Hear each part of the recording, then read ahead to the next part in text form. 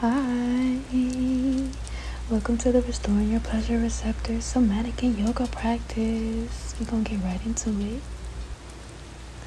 Beginning in an easy seat pose. You could be sitting on your knees, or maybe you'll find yourself sitting on your butt with your legs forward, or you may just decide to sit in crisscross applesauce, whatever works for you.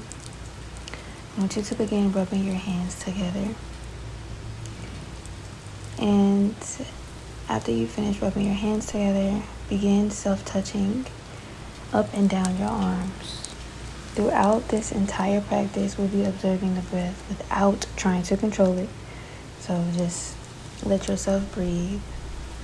And as we continue to touch, I want you to begin thinking about your mortality, how fragile and intricate the vessel that you live in is, and just begin to thank it / show gratitude for this sense of awareness. It may feel slightly uncomfortable at first because we're not necessarily used to, unless you sit with this, it's not common that we think about all of the ways in which our body is working on a day-to-day, and just literally how actually fragile it is, and truly just sitting with the fact that we are consistently teeter-tattering between life and death.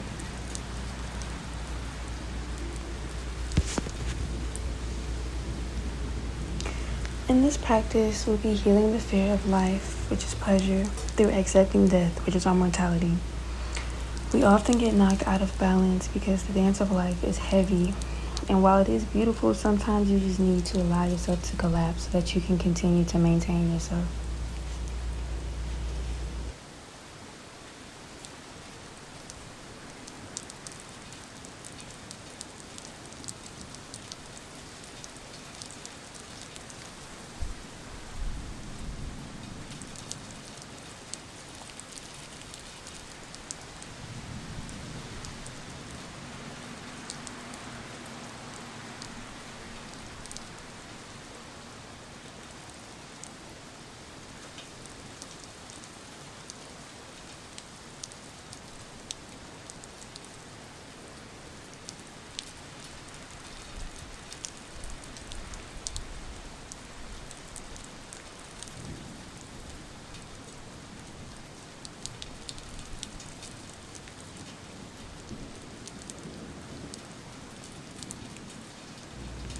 So first, we'll start on our left side, which is beginning with our feminine energy. And eventually we'll make our way over to our right side, which is our masculine energy. But everything begins with the feminine, which is our spirit. So we're going to begin on our left side, going into tabletop, getting on all fours. And we're just going to do some movement here. So if you're feeling cat-cow, you can do that. You can roll forward on your wrists, give them a little stretch, roll backwards. Whatever feels good pretty much while you're here to get your body warmed up for the next move.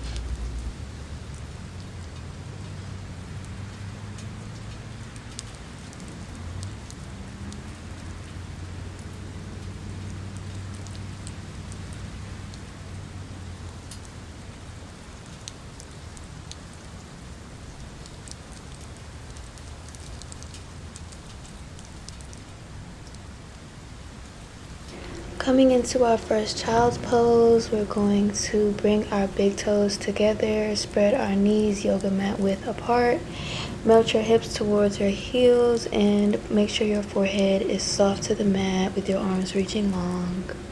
I'm just going to breathe here for a bit. Make sure you're still observing and not controlling.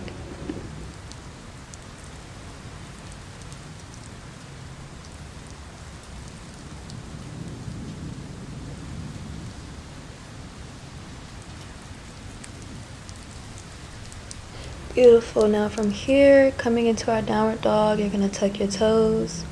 Lift your hips high, press your palms evenly, spreading your fingers and chest to your thigh. Make sure you're pressing your chest into your thighs. And our deepest goal is elongating our spine.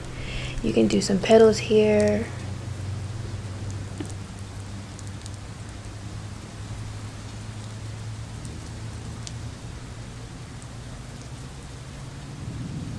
We're going to hold this for a couple more cycles of breath.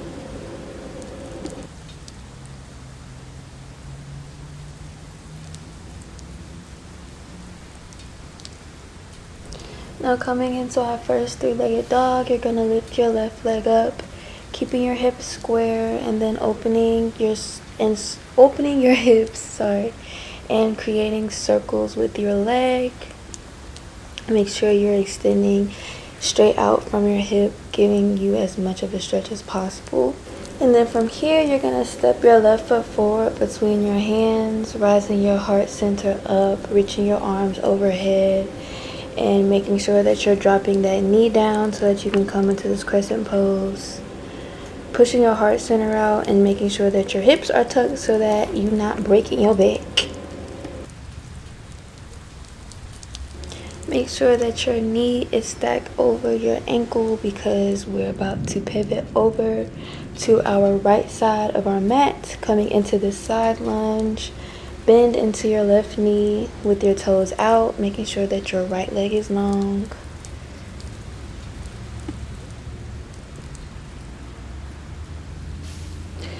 From here, we're coming into our goddess pose. We're going to turn our toes out, bending both of our knees, sinking your hips as low as you can, tucking that tailbone in, and bringing that heart center out, elongating that spine. Bring your arms out to this square shape. Now from here, we're going to shift to our right side of our mat, bending into the right knee, keeping your left leg long and your spine lifted into this right lunge. Now facing the front of your mat again, we're going to come back into a crescent pose. So you're going to lift your arms, square your hips, and make sure that you drop that knee, stacking that knee over that ankle again. Keeping your hips square and pushing your heart center out.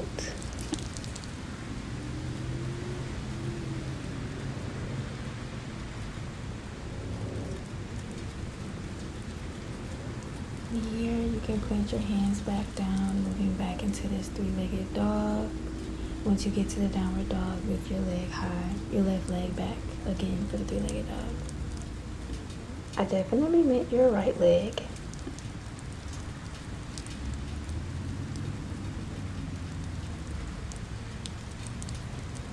Now coming back into your downward dog, place both of your feet down, pressing through your palms and lengthening your spine. We're just going to breathe here for a couple of seconds before we go back into our child's pose. Go ahead and put your knees wide, push your hips back, put your toes together. Coming back into your childhood pose? Coming back into your child's pose. Breathing nice and deep because we're definitely about to go in and do the next side.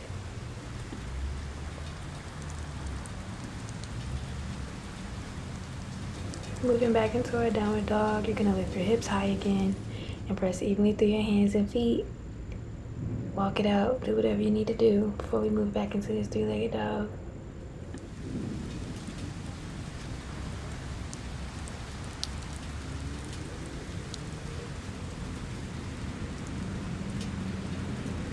Now this time we're going to lift our right leg up, opening the hip and circling the leg nice and slow in our three-legged dog.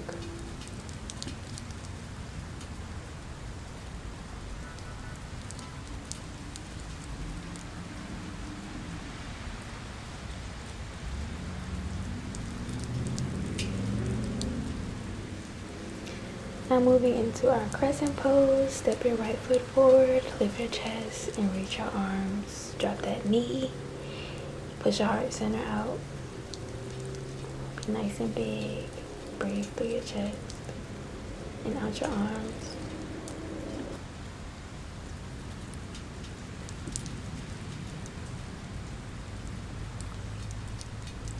Turning to the left side of your mat, now bend into the right knee, stretching your left leg long into this side lunge.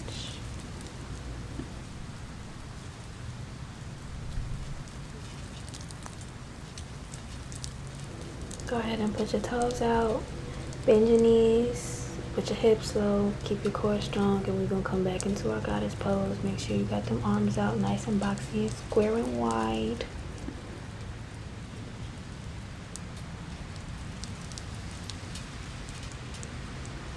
Shift to your right side, bend into your right knee, and make that right leg nice and long, coming back into your side lunge.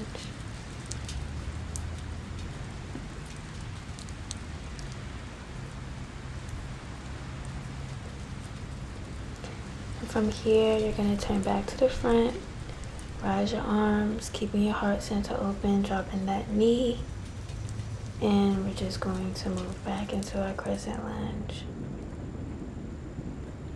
Again, make sure you're keeping that heart center open, and if you lose balance a little bit, because we definitely have done this several times, just give yourself the opportunity to come back.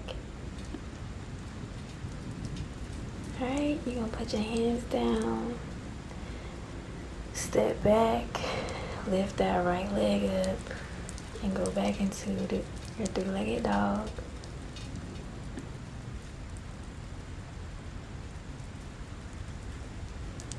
Drop that leg down, lengthen that spine, and come back into your downward dog. This is the last one. You've made it.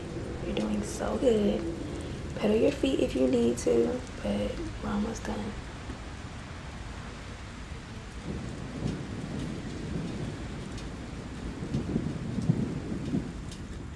From here, if you'd like, you can roll forward, dropping your knees, bringing your knees back out wide to the mat, bringing your toes together, and falling back into your child's pose. And we can breathe here. The last pose will be Savasana, so just rest here. Come back to observing your breath if you may have gotten off track.